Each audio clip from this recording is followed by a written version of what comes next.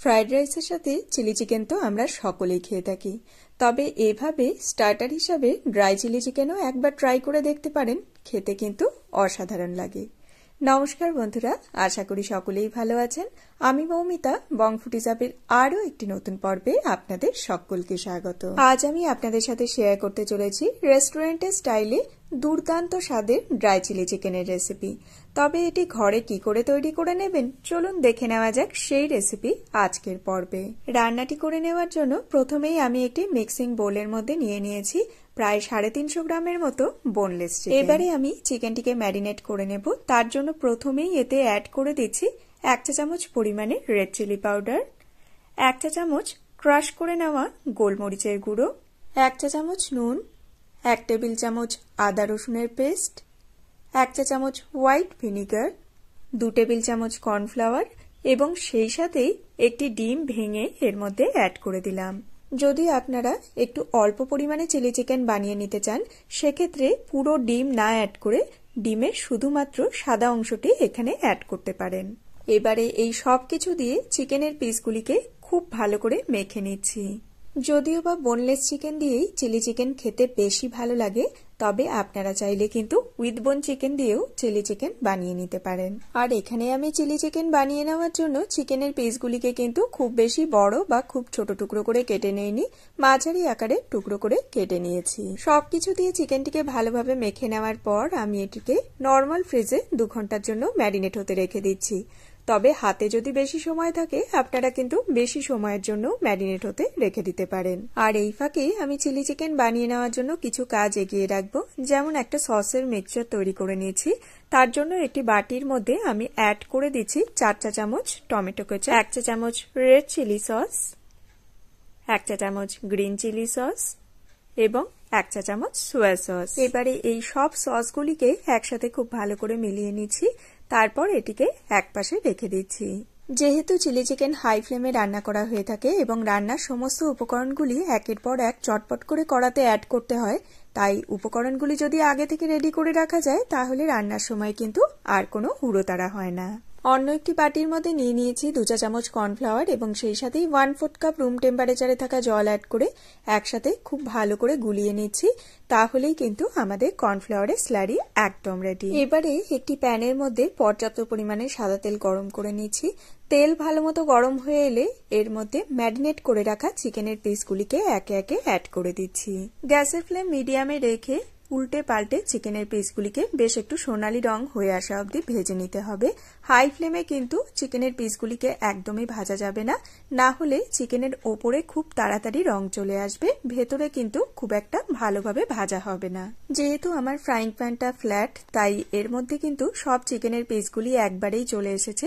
তবে আপনাদের যদি সব চিকেনের পিস একবারে ভাজা না হয়, সেক্ষেত্রে 2টি ব্যাচে এটিকে ভেজে নিতে পারে। এক পাশে দেখুন চিকেনের পিসগুলি কিন্তু মোটামুটি ভাজা হয়ে এসেছে, তাই অন্য পাশে আমি এগুলিকে উল্টে দিচ্ছি এবং দুপাশ থেকেই যখন এরকম একটা সুন্দর সোনালী রং হয়ে আসবে তখন এগুলিকে একটি পাত্রের মধ্যে নামিয়ে নেব।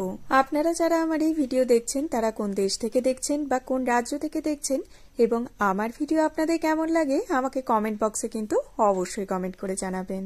এখানে সব চিকেনের পিসগুলিকেই আমার ভেজে নিতে মোটামুটি 8 থেকে 9 মিনিটের মতো সময় লেগেছে।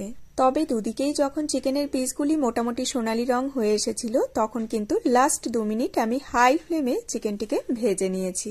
ভেজে নেওয়া সমস্ত চিকেনের পিসগুলিকে একটি পাত্রে নামিয়ে নেওয়ার পর প্যানের মধ্যে কিন্তু বেশ অনেকটাই তেল বেঁচেছিল, তাই আমি 2 টেবিল চামচ তেল প্যানের মধ্যে রেখে বাকি তেলগুলিকে কিন্তু একটি পাত্রের মধ্যে নামিয়ে নিয়েছি।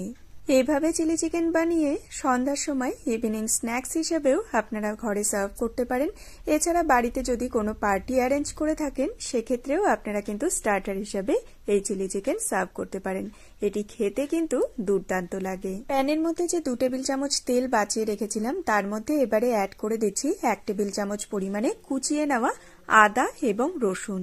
গ্যাসের ফ্লেম হাইতে রেখে জাস্ট 15 থেকে 20 সেকেন্ড সময় নিয়ে আদা এবং রসুন কুচিটিকে একটু নাড়াচাড়া করে নিচ্ছি, যাতে এর মধ্যে যে একটা কাঁচা গন্ধ আছে সেটি পুরোপুরিভাবে চলে যায়।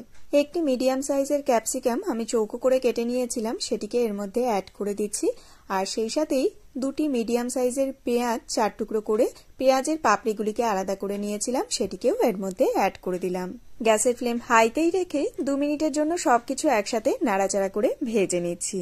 আদা রসুন কুচির সাথে আপনারা চাইলে পরিমাণ মতো কাঁচা লঙ্কা কুচিও ব্যবহার করে নিতে পারেন, তবে যেহেতু আমার বাড়িতে আমার বেটু খাবে সেই জন্য আমি এখানে কিন্তু কোনো কাঁচা লঙ্কা কুচি ব্যবহার করি। 2 মিনিট সবকিছু একসাথে নাড়াচাড়া করে ভেজে নেওয়ার পর এতে অ্যাড করে দিলাম আমাদের আগে থেকে তৈরি করে রাখা সসের মিক্সচারটিকে। সস যেহেতু অলরেডি কুক করাই থাকে তাই সসের মিক্সচার অ্যাড করার পর কিন্তু খুব বেশি সময় ধরে কুক করার একদমই প্রয়োজন নেই। জাস্ট 30 সেকেন্ড সময় নিয়ে সসের মিক্সচারটিকে অ্যাড করার পর নাড়াচাড়া করে কুক করে নিয়েছি। তারপর এতে অ্যাড করে দিচ্ছি আমাদের আগে থেকে ভেজে রাখা চিকেনের পিসগুলিকে। গ্যাসের ফ্লেম হাইতেই রেখে চিকেনের পিসগুলিকে সবকিছুর সাথে একবার নাড়াচাড়া করে মিক্স করে নিচ্ছি। এখানে যেহেতু হাই ফ্লেমে সমস্ত কুকিংটা করে নেওয়া হচ্ছে তাই কুকিং প্রসেসটা কিন্তু খুব ফাস্ট রাখতে হবে।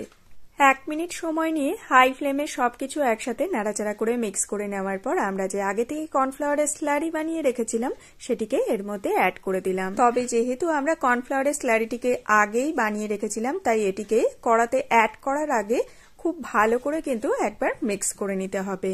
আমরা যেহেতু এখানে স্পেশালি স্টার্টার হিসেবে সার্ভ করার জন্য ড্রাই চিলি চিকেন বানিয়ে নিচ্ছি তাই এখানে আর কোনো রকমের জল অ্যাড করছি না। তবে যদি আপনারা ফ্রাইড রাইসের সাথে সার্ভ করার জন্য বানিয়ে থাকেন সেক্ষেত্রে কিন্তু এখানে পরিমাণ মতো গ্রেভির জন্য জল অ্যাড করে দিতে পারেন। কর্নফ্লাওয়ারের স্লারি অ্যাড করার পর জাস্ট 2 মিনিটের জন্য হাই ফ্লেমে সবকিছু একসাথে নাড়াচাড়া করে মিলিয়ে নিয়েছি। আর এখানে দেখতেই পাচ্ছেন আমাদের চিলি চিকেন কিন্তু পরিবেশনের জন্য একদম রেডি। তবে নামাবার আগে এতে অ্যাড করে দিচ্ছি 2 টেবিল চামচের মতো কুচিয়ে নেওয়া স্প্রিং অনিয়ন। ব্যাস তৈরি হয়ে গেল ড্রাই চিলি চিকেন। আমার আজকের এই ভিডিওটি যদি আপনাদের ভালো লেগে থাকে একটি লাইক দিয়ে উৎসাহিত করবেন এবং কমেন্ট করে জানাবেন কেমন লাগলো। চ্যানেলে নতুন বন্ধু হলে সেই সাথে চ্যানেলটিকে সাবস্ক্রাইব করে পাশে থাকা বেল আইকনটি প্রেস করে আমার পাশে থাকার একান্ত অনুরোধ রইল। যদি আপনারা ভিডিওটি ফেসবুক পেজ থেকে দেখে থাকেন পেজটিকে ফলো করার একান্ত অনুরোধ রইল। আজকের মতো তাহলে এখানেই বিদায় নিচ্ছি। দেখা হবে অন্য কোনো নতুন ভিডিওর সাথে অন্য আরেকদিন। সবাই খুব খুব ভালো থাকবেন, সুস্থ থাকবেন। ধন্যবাদ।